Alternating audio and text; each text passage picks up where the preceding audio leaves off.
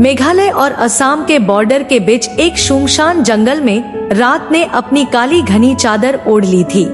चारों तरफ अंधेरा ही अंधेरा था। दूर दूर तक कोई दिखाई नहीं दे रहा था, न किसी की आवाज आ रही थी। उस रात विवेक अकेले उस जंगल को पार करने में लगा था। उसके चेहरे को देखकर ऐसा लग रहा था जैसे वो किसी बहुत बड़ी मुसीबत में है।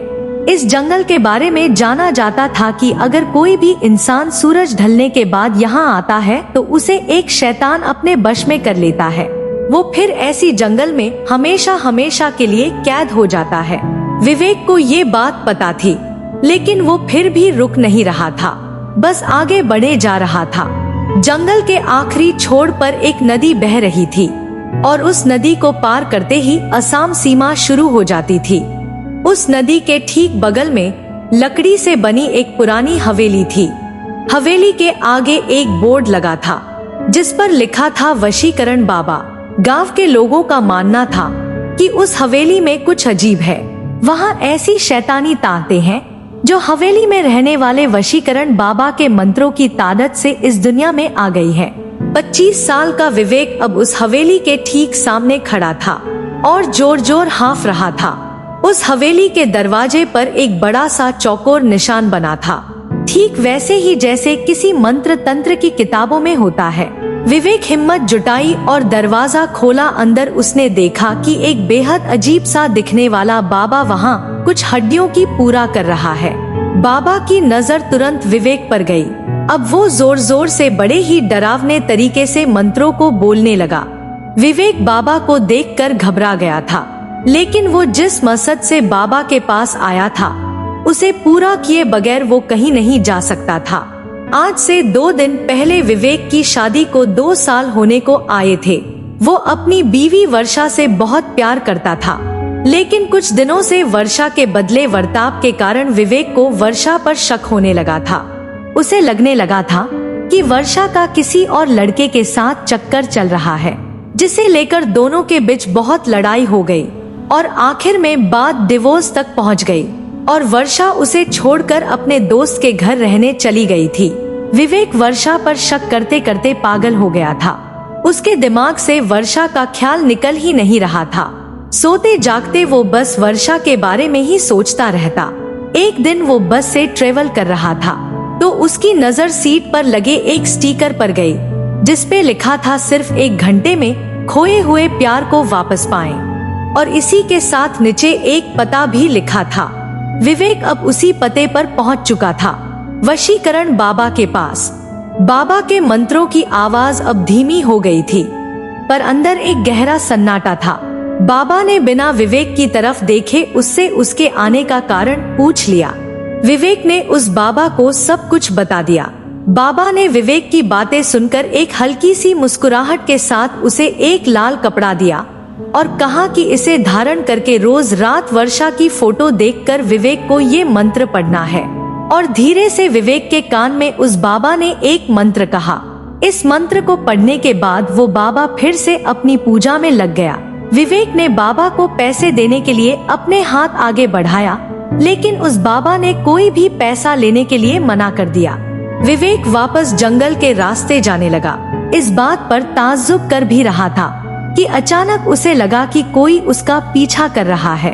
अनजानी रात में गांव की कच्ची सड़क पर चलते हुए उसे ऐसा लग रहा था कि किसी अनजान शक्ति की उस पर निगरानी हो।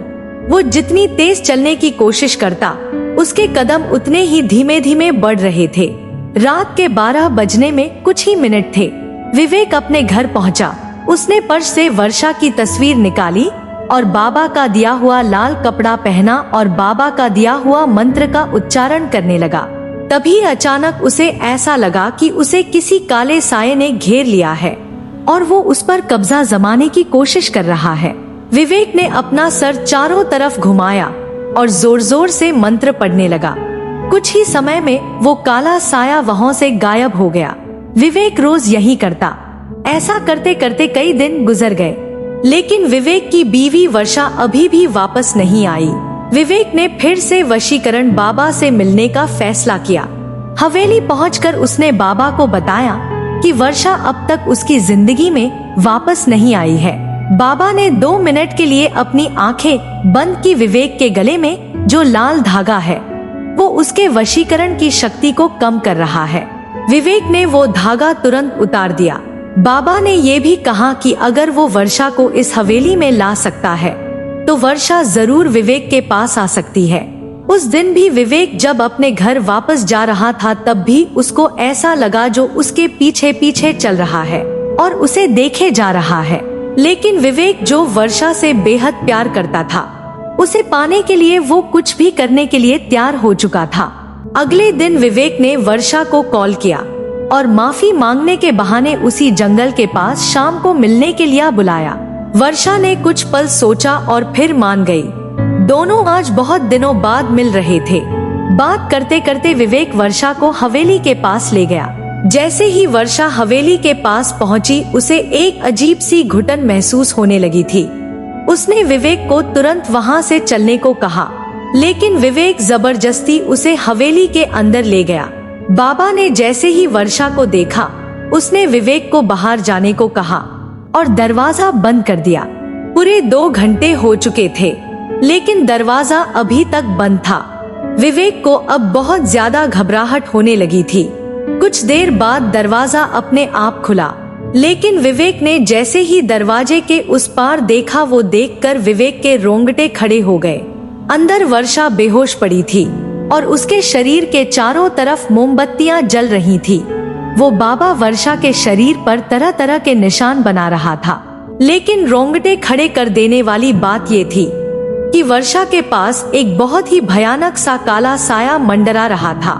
बाबा ने विवेक को कहा कि अब वर्षा वही करेगी जो विवेक उसे बोलेगा, लेकिन इसके बदले उसे इस काले साये की सारी ख्वाहिशें पूरी करनी होंगी। विवेक को कुछ समझ नहीं आ रहा था। उसने वर्षा को वहां से चलने के लिए कहा तो वर्षा एक कठपुतली की तरह उठकर खड़ी हो गई। वो एक जिंदा लाश से ज्यादा और कुछ नहीं थी। विवेक वर्षा की ऐसी हालत देखकर पूरी तरह दहल गया था। उसने बाबा से गुस्से में कहा वो वर्षा को पहले जैसा बना दे, लेकिन तभी काले साये ने विवेक को पीछे से धक्का दे दिया। वो काला साया बाबा में समा गया। उस बाबा का रूप एक भयानक आत्मा में बदलने लगा था। उस बाबा के चेहरे का रंग नीला पड़ गया और आंखें पूरी सफेद हो गई और जोर जोर से हंसने लगा। उस बाबा ने अपने भयानक रूप में बोला कि वो कोई मामूली इंसान नहीं है, बल्कि वो एक शैतान का साया है जो इस जंगल में न जाने कब से कैद था और उसने वर्षा की आत्मा चुरा के अपने आप को आजाद कर लिया है और विवेक को हमेशा के लिए अपना गुलाम बना लिया है। ये सब सुनकर विवेक वहां से फौरन भागा, पर वो उस जंगल से निकल ही नहीं पा रहा था। वो जहां से निकलता कुछ देर बाद वो वापस उस हवेली के सामने ही आ जाता। धीरे धीरे उसके दिमाग ने काम करना बंद कर दिया और वो उसी जंगल में कैद हो गया। 2 महीने बाद उसी जंगल में पुलिस को 2 सड़ी हुई लाशें मिली। वो लाशें किसी और की नहीं बल्कि विवेक और वर्षा की ही थी। अगर मेरी ये कहानी आपको पसंद आई हो तो कमेंट, शेयर जरूर करें।